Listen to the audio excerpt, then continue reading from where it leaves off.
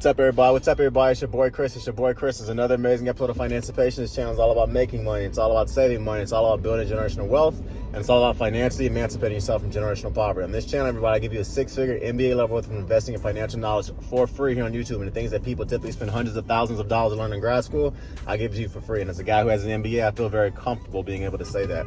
So I got a question to everybody from one of my subscribers, and they asked me, Chris, if you're in corporate America, how do you deal with difficult coworkers, and how do you deal with difficult clients, and how do you deal with difficult deadlines?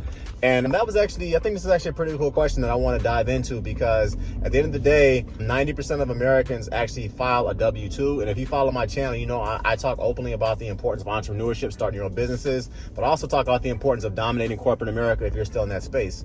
And I think this is a pretty good conversation to have, because in general, dealing with difficult people, having difficult conversations, dealing with difficult individuals, dealing with difficult bosses, that's something you are literally going to be dealing with for the entire of your life. One of the biggest misnomers that people have about entrepreneurs is that they think that entrepreneurs work for themselves and don't answer to anybody. And that flat out is a complete and utter lie. The president of the United States answers to people. If you don't believe me, take a look at what's going on with these elections right now and with Donald Trump. If he doesn't do what people don't like, then he's going to answer to them in the form of him possibly losing the Senate and losing the House. So at the end of the day, I don't care who you are. You can be the strongest, most powerful person in the world. All of us have a boss.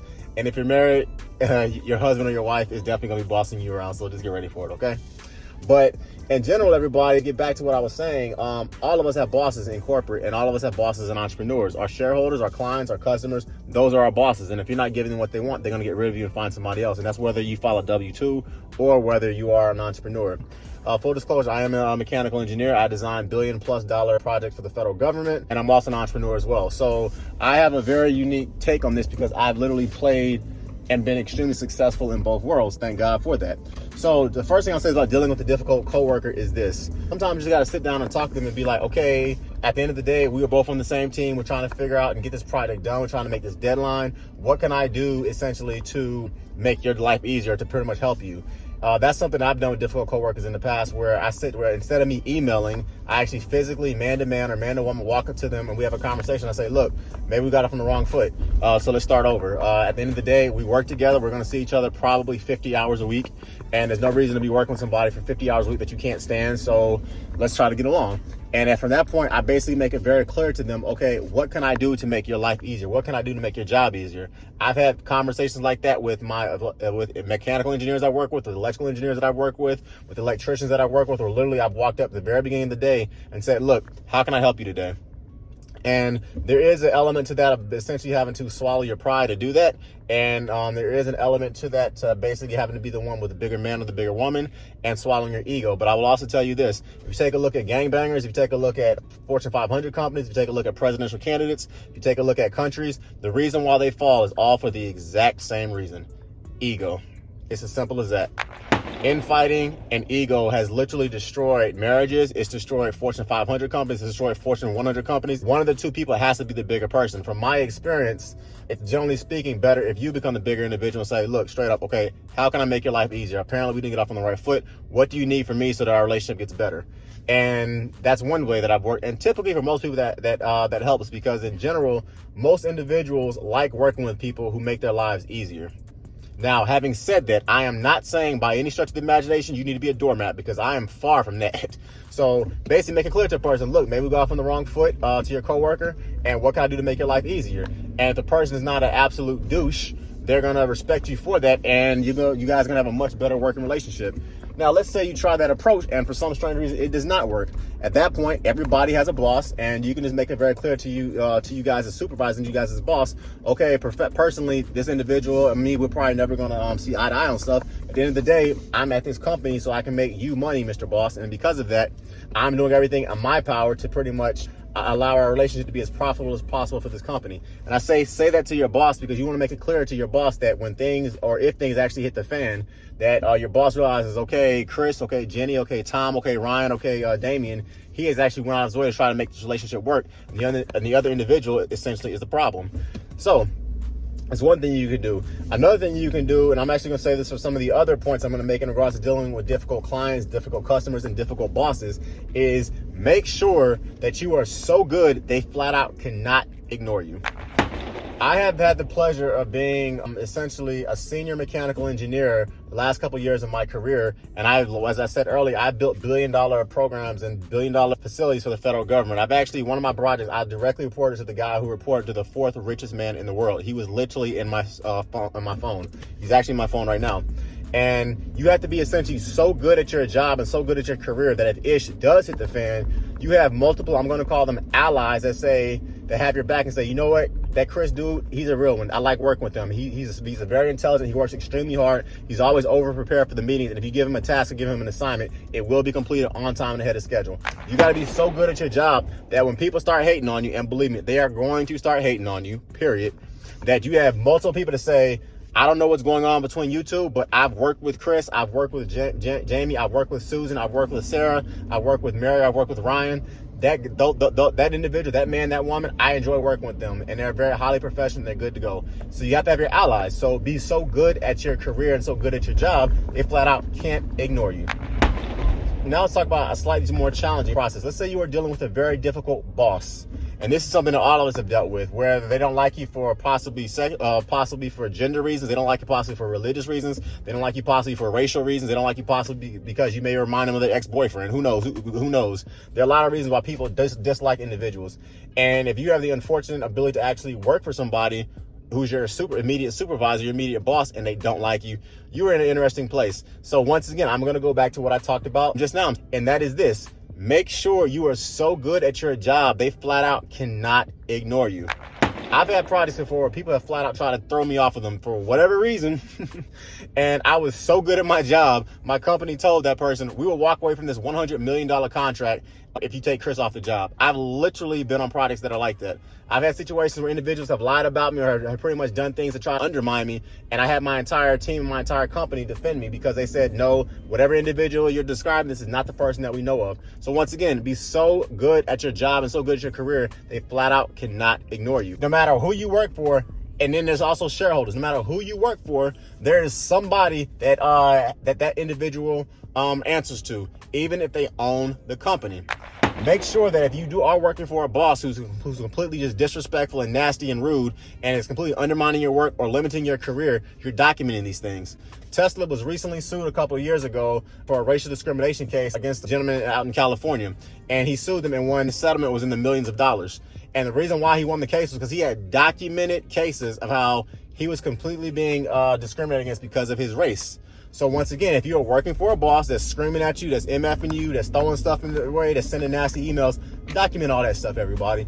And at the end of the day, it's going to allow you to pretty much sue them and possibly move on. And the next point I want to talk about as well in regards to documenting your cases. If you are in a situation where you're working really hard, you're getting your experience, you're doing your things, you're basically making every deadline you're supposed to be making, you're doing everything that's in your job description to do, and this company still is pretty much underpaying you, they're still not respecting you, they're still talking to you like you're a dog, they're still trying to undermine you in every case, then guess what? You got your experience, so go work somewhere else. Go work for the competitor. I've had situations where I'm quote unquote doing everything I'm supposed to be doing. I'm doing my job description. I'm doing my boss's job description. I'm doing my boss's boss's job description, and I'm not going anywhere. So after about 2 or 3 years, I got my experience up to the point. I bounced. I went to a competitor, and I got a 25% pay raise literally the next day. I've done that before. So that's another way you know how to deal with difficult bosses and coworkers for that matter. Literally get so good at your career that when it's time for you to bounce, you basically get a 25% pay raise to go work for the competitor. And also, before I go any further, please like, please comment, please share, please subscribe. It helps the algorithm. I thoroughly enjoy giving you free content, okay? Also, please check out my scholarship book, Scholarships, The Golden Road to Free Money, where I teach you how I went to undergrad and got my engineering degree for free. Check it out on Amazon. You can purchase it on Amazon, okay? Now, the last point I want to talk about is arguably the most difficult, and that is how you deal with a difficult client / customer. This one is arguably the most difficult because the customers and the clients legitimately are the ones who sign your checks. It's as simple as that. And to some extent, they come completely independent. They don't particularly have to care about your feelings. They don't necessarily have to care about how they talk to you. They also don't necessarily have to care about how they make you feel. Because unfortunately, in the capitalist society that we live in, there is unfortunately this idea that if I'm paying somebody money and I can find someone else who can do the job, I can treat that individual any way that I want. And I can say as a guy who's been in the engineering and the construction and the finance industries, I deal with a lot of individuals that are like that. They went to Harvard, they went to Yale, they went to Brown University, they went to Drexel, they went to Yale, they went to wherever. And as a result of that, they think they're smarter and work harder than you do. So as a result, they want to try to talk to you any kind of way. First off, I'll say it to like this. If you are dealing with a boss, a coworker, or a client who talks to you like that, literally pull them to the side and be like, look, you will not talk to me like that. You will address me respectfully, and you will not talk down to me. I am not a stupid person, and I'm far from being a stupid person. And do it respectfully. You don't got to cuss. You don't got to do that stuff, but make it very clear. I'm a man, I'm a woman, and you will address me, and I'm an adult. You will address me as such. So after you get that out of the way, make sure, once again, your game is so tight and the things that you are doing are so good that whatever concerns they have about you are illegitimate. And as a result of that, it's going to essentially give you a much stronger foundation to stand on in the event that you lose that contract or in the event that you decide to part ways and go somewhere else. Because let's face it, there are some scummy businesses out there. There are some scummy customers. There are some scummy clients that you are going to deal with if you are an entrepreneur and or if you are working for a company as an independent contractor, rather. So if you are dealing with that kind of stuff from a customer's perspective, make sure, once again, everything that you're doing is rock solid, and make sure that you make it very clear that you're making every deadline, and make sure that you are an actual expert in your field of interest. Another thing I find that works very well when we're dealing with difficult clients and difficult customers, particularly the ones that are trying their hardest to make you fail. Make sure you answer every email. Make sure you answer every phone call. Make sure you essentially are at it, you are present, and you are essentially over prepared for every meeting. Because even if a person does not like you, they can literally hate your guts. At the end of the day, if you're making every deadline that this customer or client is giving you, if you are highly professional at all times, and if you are essentially putting yourself in a situation where you are making that customer money, that most customers and most clients don't hate individuals, and they don't hate individuals they're paying money to who make them a lot of money. It's as simple as that. So make sure if you're dealing with a difficult customer, a difficult client, you run towards their problems. You don't run away from them. Make sure you go out of your way to have a cordial conversation with them. And another thing I'll say is this too. You don't necessarily have to kick it with them or hang out with them outside of work. One of the mistakes that I find that a lot of particularly engineers deal with is that when we're trying to get we're independent contractors and we're trying to get new clients, we think we have to go golfing with them and go drinking with them and all that kind of stuff. And yes, there is an element to the fact that you have to essentially hang out to some extent and market your services and your businesses. But sometimes, guys, it's honestly not a bad idea to literally do your work, do it extremely professionally, and then go home and hang out with your wife or your kids, or hang out with your own friends. Why? Because at the end of the day, even people who are paying their customers and their clients money to do a job for them, they have lives outside of work too. So they don't necessarily want to see you all the time either. All right. So that's my advice I would give to an individual who is dealing with that. So if you're dealing with a difficult customer, you're dealing with a difficult client, if you're dealing with a difficult owner's rep, a difficult boss, or a difficult coworker, to some extent, it's all the same. Be so good at your job that they can't ignore you. Be very respectful and make it clear you will respect me. Document every grievance, every situation they're doing that is not professional.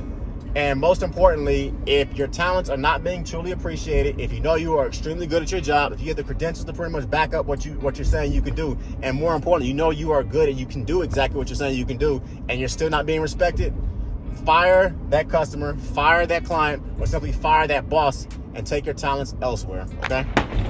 So that is your boy Chris. Please like, please comment, please share, please subscribe. Once again, I'm not giving you financial advice on this channel. You must make responsible decisions based on the thorough independent research that you do for yourself.